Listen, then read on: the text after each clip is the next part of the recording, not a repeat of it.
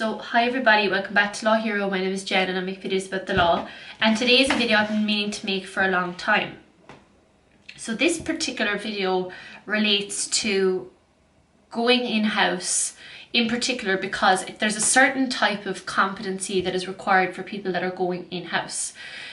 So usually, and this is how I would hire someone, if I was to hire somebody, I would give them a problem question and get them to answer the problem question at the start of the interview.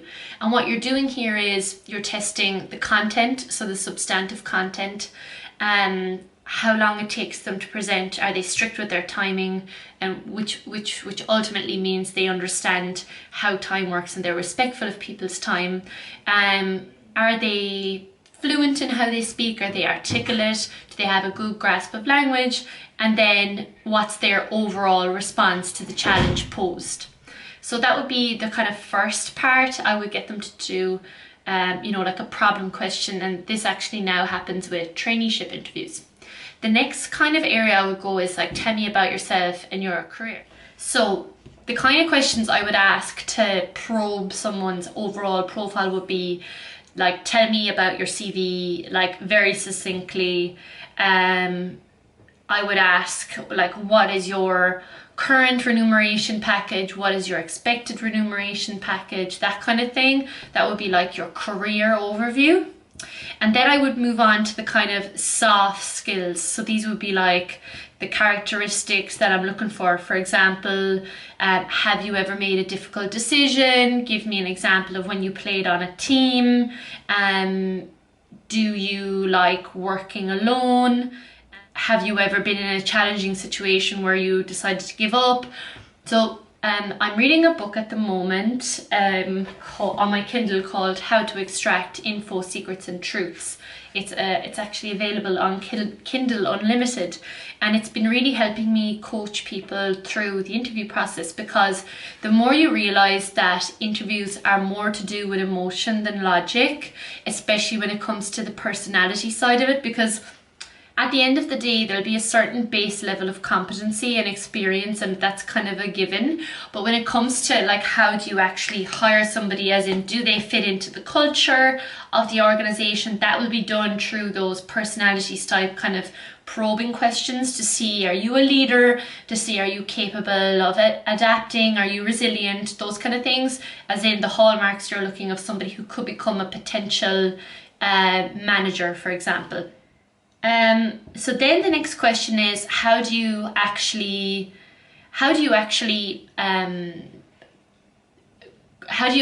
grade somebody's competency? And the first area that is in delivering results. So for example, have you delivered on a project? What were the objectives and did you deliver? Because if you look at STAR, which is situation, task, action, result, to deliver results is the ultimate requirement of being productive. So you have to have done something in order to be competent. So there are certain grades of achieving results. So for example, like there's a base level where you just achieve the minimum amount. An advanced level is when you, like, for example, add value. And then some of the warning signs would be that, you know, you blame other people when things don't go your way, when you're too detail oriented, that you get bogged down in the detail, that you don't see the bigger picture, you miss deadlines because you're not organized, those kind of things. When you're thinking of competency, those are the things you have to bear in mind. So yeah, the first one is delivering results.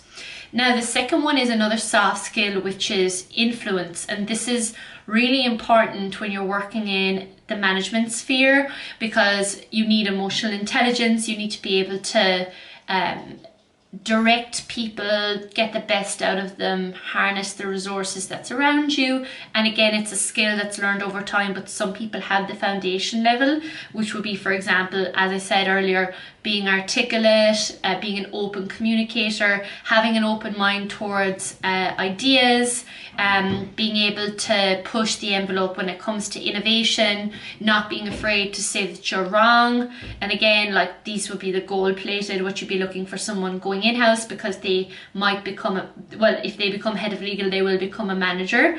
And then some of the warning signs would be somebody who's not able to take advice, somebody who is not confident and clear in the direction they're going in.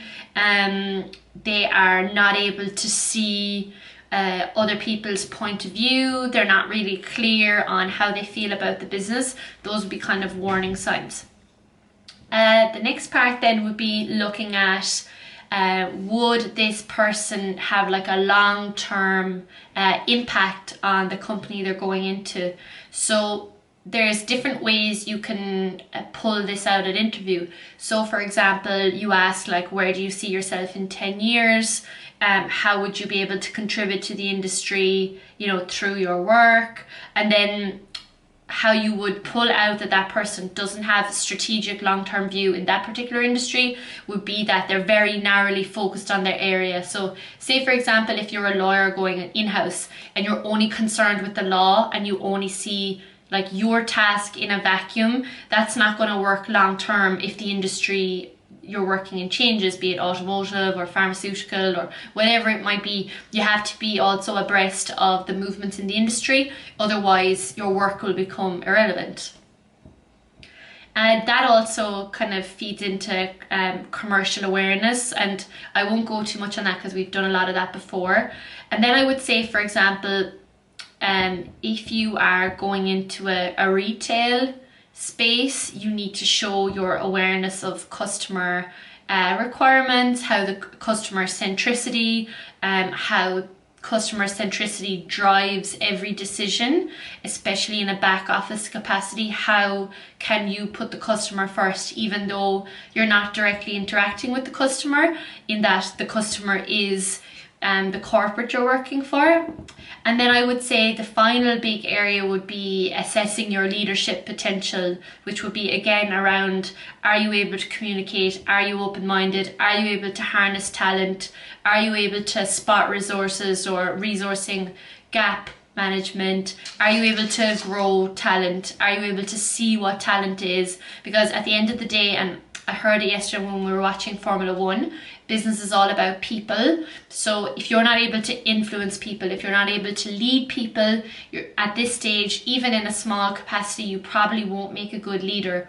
And usually when you go in-house, the first thing you have to manage is like an intern or a trainee. So if you're not able to manage them, you're probably not going to be able to manage a team long term. So there will be probing questions around, have you ever directed somebody? Have you ever like mentored somebody? And that's kind of the opportunity to show that you have potential for a management capacity.